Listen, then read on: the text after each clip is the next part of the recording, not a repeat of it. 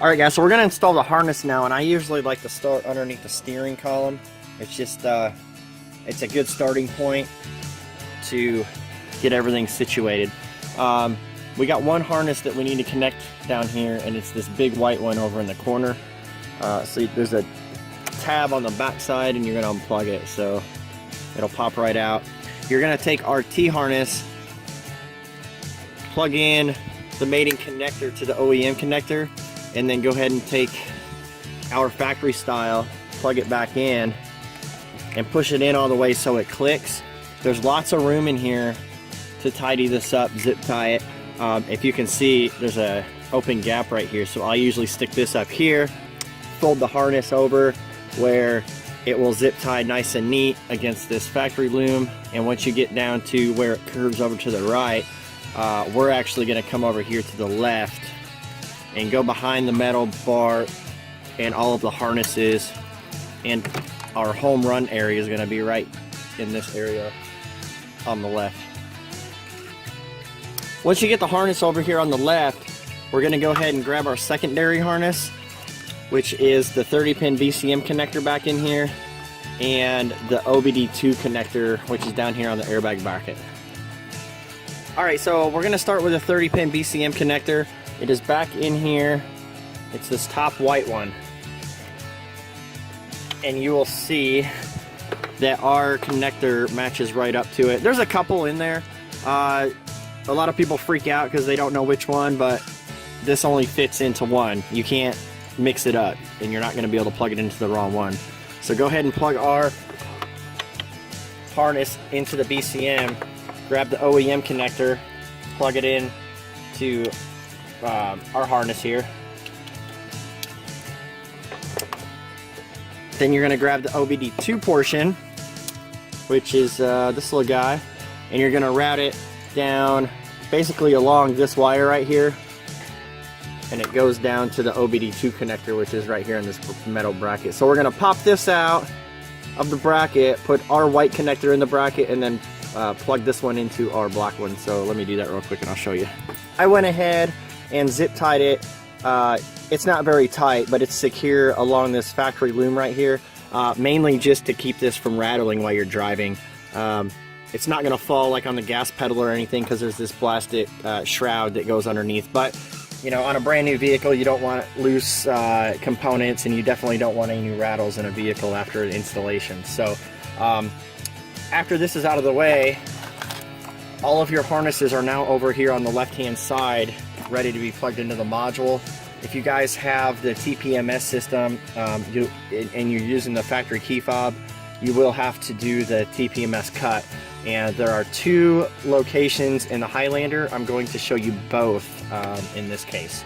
So with that said, we got the main ignition harness here that we ran from the steering column down and over to the left.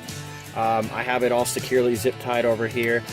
This is still loose over here because I wait until I program the module before buttoning and tidying everything up.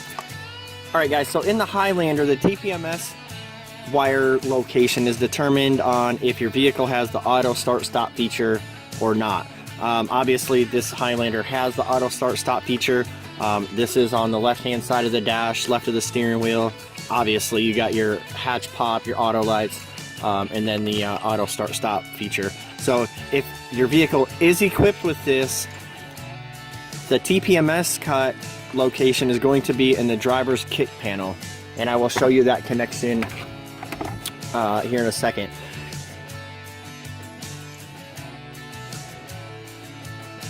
If you do not have the auto start stop feature, the TPMS cut is located right back in here, just the connector just to the left of the 30-pin BCM. I actually unplugged it so I can show you guys exactly where it is. So you can see our 30-pin is right here. The one to the left of it, which is this big one right here, I already unplugged it. It's this little guy. The wire is going to be the left-hand column, the 7th one down from the top.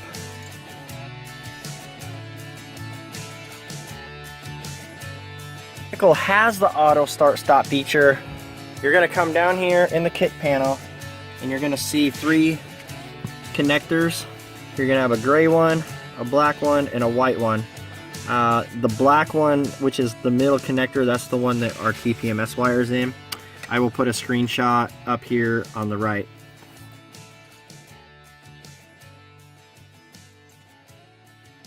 So once you have it unplugged and positioned like so, it's going to be the bottom row, third one from the left, bottom left. So you have a green, and that's like a beige, and then a red. This red wire right here is going to be the one that we're going to cut in half and splice our TPMS into.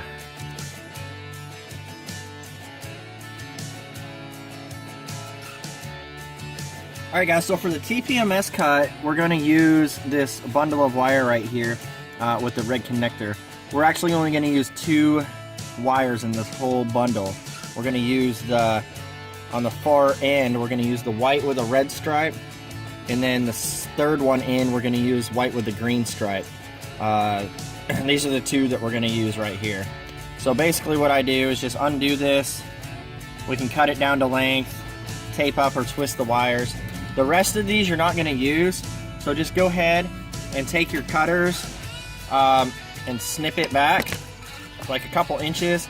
And then what I usually do is this, at least if you're not going to tape these wires, you can twist them up, or just tape this, the very end, to insulate these, and then you can kind of like space it out. You can kind of stretch it out and see how much you need to cut. So I'm actually going to give myself a little bit of length here. And then that whole bundle just went down to this right here. To connect this, what we're going to do is you're basically just going to strip back about 3/4 of an inch on this wire. And then I'm actually going to cut off these connectors that I'm about to put on here, but for demonstration purposes, we're going to show you what to do. So once you have it stripped, you're going to twist the wire, fold it in half, and then take the supplied little red butt connectors, put it on the wire. Make sure it's got a good connection on the wire and you're not too far down there on the insulation. Crimp it and give it a tug test, and this will ensure that we're connected and nothing's going to be loose. Now you're going to do the same exact process on the TPMS wire right here. Now keep in mind that you guys, without the auto start stop feature, you're going to do it up there at the BCM. The process is exactly the same. It's just at a different wire location, obviously. Okay, so for this red wire right here, I'm going to go ahead and snip it in half. Give yourself enough space from this connector. You don't want to snip it so close where you can't strip the wire and you don't have enough room to make a connection, okay? So do the same thing. Strip about 3/4 of an inch or so on each side. Twist the wire. Actually, you may not have to twist this because it's pretty thick. And then just fold it in half. The whole reason that we fold it in half is to give it a little bit more thickness than it has initially. That way, when we secure it to the butt connector, it fits in there nice and tight. So you got a white red and a white green. The white red, put it on the connector side right here. Same thing. Insert that, crimp it down, give it a tug test. White green obviously goes to the other side.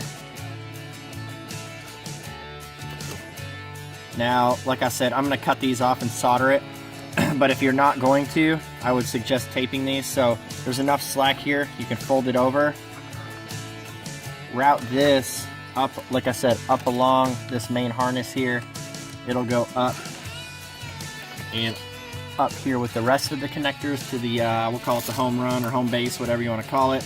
So then just tape this up with some black electrical tape, and then that way everything's secure and you don't have to worry about it.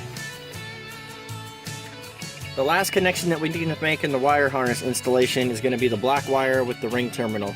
This is the ground wire for the entire system. We're going to run it right over here to the right side of the steering column to the factory ground points. I'm going to go ahead and put a zip tie around right here. Another one over here on the left. So for the module programming, what we're going to do is plug everything in. You're going to start with a medium white connector, plug it in. The small white one's going to go right here on the back side. The red one for the TPMS cut goes right next to it. And then the big white ignition harness obviously goes into this port right here. Now, before you plug this in, there's a button on the back side. We need to push and hold this button, apply power to the unit, and then the lights are gonna cycle through a series of colors. You want to release it when it's red and blue at the same time. So you basically have, let's start from the beginning here. We're gonna have blue, red, amber, and then the two outside red and blues light up. Release it when it's red and blue. If you accidentally get a red, a blue, amber, go ahead and let go of the button, unplug this connector, push the button, plug it back in, and make sure it's red and blue when you let go of the button.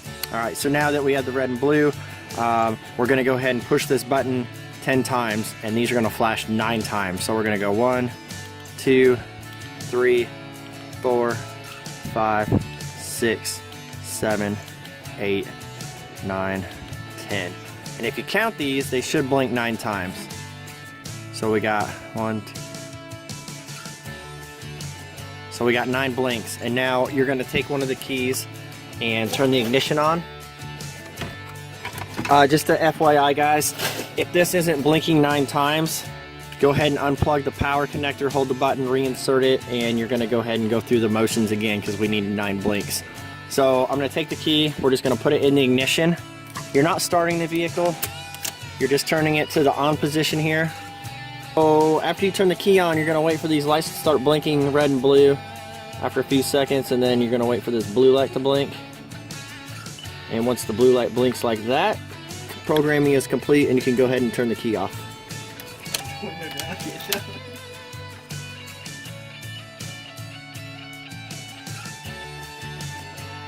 Show you how to use it on the key fob. You're going to push the lock button right here 3 times.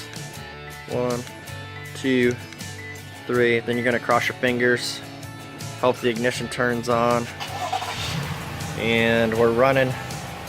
So the doors are going to lock when you hit the lock button, obviously. They're going to unlock right before it starts, and then they are going to relock after it cranks. So just come out, hit the unlock button, get in the car.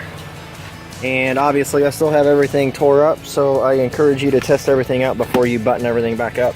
So at this point, you're going to get in, you're going to put the key in the cylinder, turn it 2 clicks forward, and when you step on the brake pedal, which we'll just do this real quick to simulate it.